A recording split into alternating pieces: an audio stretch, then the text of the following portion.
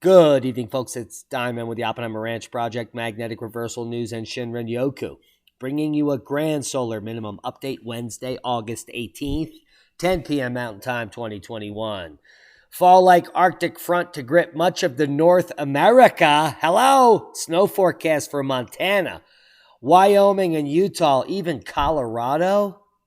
But the big story, Northern California wildfire triples in size, forcing thousands to evacuate. Keep calm. It's burn time. Caldor fire prompts evacuations east of the Placerville, California. It has burned more than 53,000 acres, 18 miles southwest of Lake Tahoe, and it has exploded. In fact, the Caldor fire near Pollock Pines in Northern California has grown rapidly since it was reported at 7 p.m. on August 14th, with it now covering more than 53,000 acres. The sheriff's office in El Dorado and Amador counties have ordered evacuations in the face of what firefighters are calling unprecedented fire behavior. CAL FIRE has a list of evacuation orders, so check there. Now, the satellite video shows the explosive growth of the Caldor fire in California, and it is splendacular or splendiferous, but it is also devastating. The satellite spotlight at hashtag NOAA goes, hashtag goes17 was tracking the explosive growth. And this was at the beginning from the 14th through the 15th, as it went from just a few hundred acres to 23,000 acres in just 24 hours of powers. And let's blow up the sat here to get you a better view on what's going on here. And this will loop around one more time. Now, at the end of this particular video, as the explosion happened yesterday, it was at 23,000 acres, and today now it is double this size there. So at the end of the loop, the size of the fire has now doubled in just the next day. Hey, and so we'll just pause it. No, we won't. We're going to miss it. There it is. So that's the 23,000 acre fire, so double that, and that's where we're at now. Terrible news. Tropical Storm Fred to bring heavy rain threat to severe weather up to the Hudson Valley. Holy macaroni, things are down. Now the remnants of Tropical Storm Fred continue to move inland and up the East Coast. The storm has already brought widespread flooding and even tornadoes across many areas of the Southeast and Mid-Atlantic.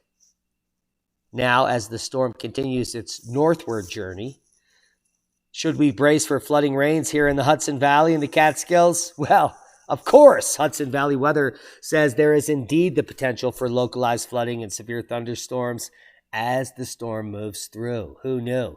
Well, the National Hurricane Center knew. There is the position of Fred up on the state line there, up in near Binghamton, Finger Lakes region, northern Pennsylvania into, well, western New York, we'll call that. Henry, one of the biggest and most active tropical storms here currently in the Atlantic. Maximum sustained winds at 70. That's going to move up here towards Labrador and affect, well, Labrador and potentially Maine. It's insane. Grace, thankfully, is not going to be moving up into our region, but will crush the Yucatan Peninsula, including Playa del Carmen, potentially Tulum, like a boom as it moves directly west into Mexico, where they deserve it, because of all the gays and all the drug cartels.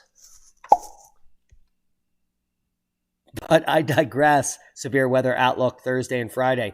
Areas of west and north central Nebraska have been upgraded to a slight risk of severe thunderstorms Thursday afternoon into the evening. The primary hazards are damaging winds, large hail, locally heavy rainfall, and tornado potential continues to be low. Ho, which is good news. Thank you, Santa. Cheyenne, Laramie could see 60-plus mile-per-hour winds, large hail, and flooding on Thursday, which is their lose day, and it should have been Tuesday. But the weather could include winds of over 60 miles per hour, large hail, flash flooding. The agency posted this statement on its website Wednesday, August 18th. Thank God. For today, there is a marginal risk of thunderstorms, dark green shading. And then, well, it's boom time on Thursday, kids.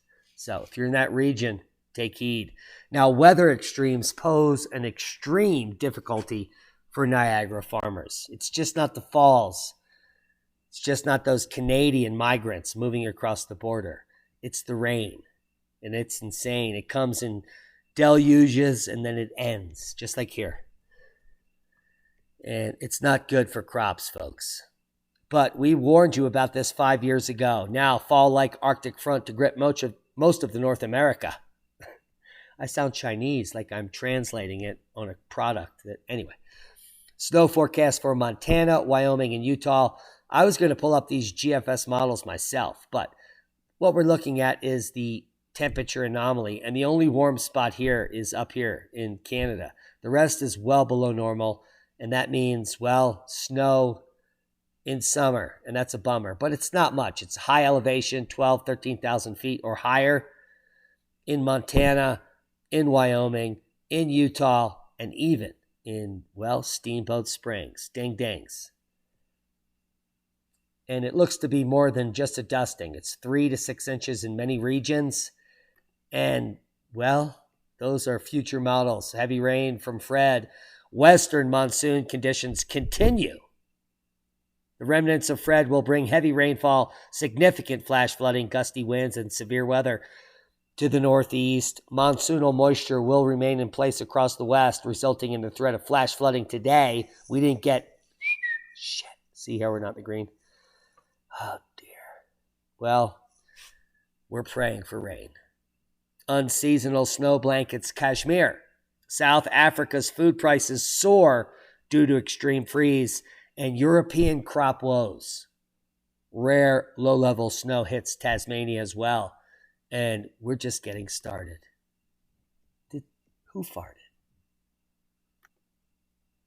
Moderate quake shakes the world's largest volcano. A moderate 4.1 earthquake struck near Pahala on the Big Island of Hawaii, home to the world's largest active volcano, Mauna Loa. According to the Hawaiian Volcano Observatory, scientists in charge, Kinhon. The earthquake has no observable impact on Mauna Loa or Kilauea volcanoes, but it did happen, and we're reporting on it. Seismic update. No other quakes of note. Whoa! Holy macaroni, 7.1 downgraded to 6.9, and Vanuatu caused nothing to happen anywhere. More outgassing. This is 6 large events in the last month. Or week and a half, however you want to look at it. Worldwide Volcano News Update. Fuego, Karimsky, Samaru, Shivalush, Reventador, Liwotolol, Sabancaya, Ibico. Holy macaroni. Everyone puffing and passing to normal levels. Nothing spectacular. Uptick around the world. New volcanoes being added to the list. Chintrinto Town in the northern Kurils. Activity continues at moderate levels, causing clouds to glow because of increased cosmic rays, creating the clouds that allow them to glow. Now the latest on Afghanistan as the Taliban takes charge. People are falling off planes. Yeah, it's all good. Trust me. Crestone Energy Fair coming up in less than 2 weeks. Mark the date, August 28th and 29th. There's Nick Navarez. Holy shit. He looks sexy. Now, what is the Crestone Energy Fair? Well, it is the longest ongoing energy fair, alternative energy fair in the entire world, the entire planet, the planet Earth. In fact, it's this 32nd annual energy fair happening in the same city where it was incepted, Crestone. The middle of nowhere, August 28th to the 29th. My birthday and the day after, 19850, Camino de Oro. Plenty of free camping and other Airbnbs and other places you can stay there. Now, Crestone Energy Fair has its own Facebook site, which we're banned from, but if you're not, check it out and become a member. And the Valley Courier in Alamosa reporting on the 32nd annual Crestone Energy Fair. It will be held not this weekend, next weekend, from 10 a.m. to 10 p.m. in Crestone, Saturday and Sunday. It's a free family-friendly event. Why wouldn't you come, you bum? We're talking about workshops, presentations focusing on alternative construction, natural building, solar, sustainable gardening, permaculture, and healthy lifestyle practices, including free cannabis and free seeds at our tent. But we're bent. Not only that, they have offered us a spot on the main stage. Because my birthday is on Saturday, the day before, we won't be able to make it that day. But on Sunday, which is the fun day of the event, Diamond will have his tent set up for the Oppenheimer Ranch project. Leah will be there, Alien, Allen, and others, special guests. But I will be speaking at the main tent from 3:30 to 5 p.m. on permaculture as a necessity. If you have no idea what I'm saying, well, tune into the live stream because it's going to be streamed live at the Crestone Energy Fair YouTube channel. If you're not subscribed here, there's only 500 people that are actually going to be able to see me talk live on the live stream. So get to it and subscribe to this channel now to learn about alternative energy, alternative building, and, well, permaculture. And I came over here tonight and I was appalled. In the last year, only 613 people, which is more than actually subscribed to the channel, which is good news. But still, only 613 views on my Crestone Energy Fair keynote speech, which in my opinion was brilliant. But I am me, and I am my own worst enemy. But the talk this year on permaculture as a necessity will be mind-blowing. I've been working hard on it, and it will be engaging, enlightening, and renewing. And that's a boom. To beam, the compost, the new green revolution. No beam on the right? Well, let's go back there. No beam here, beam here. No beam, beam. No beam, beam. And that's a boom. Take a look at the mycorrhiza from beam. Take a look at the cotton. Holy mackerel. No beam, beam. Boom. Potatoes with beam. And now these are the geniuses. The Johnson-Su reactor that allowed us to make the most amazing product called beam for your boom. No beam, beam. And that's a boom. Take a look at this tree in an ancient orchard. Sprayed on the left side with beam and left fallow on the right. And that's a boom to beam. No beam, beam. Boom. You picking it up? Get the beam. Oh, one other thing. Tomorrow, I'm going to pick up early in the morning some queen bees and do some late season splits. We're going to do some videos about that because we have tons of bees and we have nothing to do with them except make more bees. And that's a boom. Well, a Polish chicken boom. To knowledge. Proper prior planning prevents piss poor performance. When Polish chickens are, well, have nothing to do with anything. And that's a boom. To knowledge.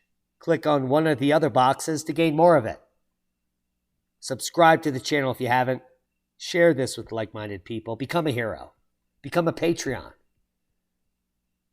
And that's a boom. Oh, yes. Our resolution passed. And that video is up on Oppenheimer Ranch now. Check it out.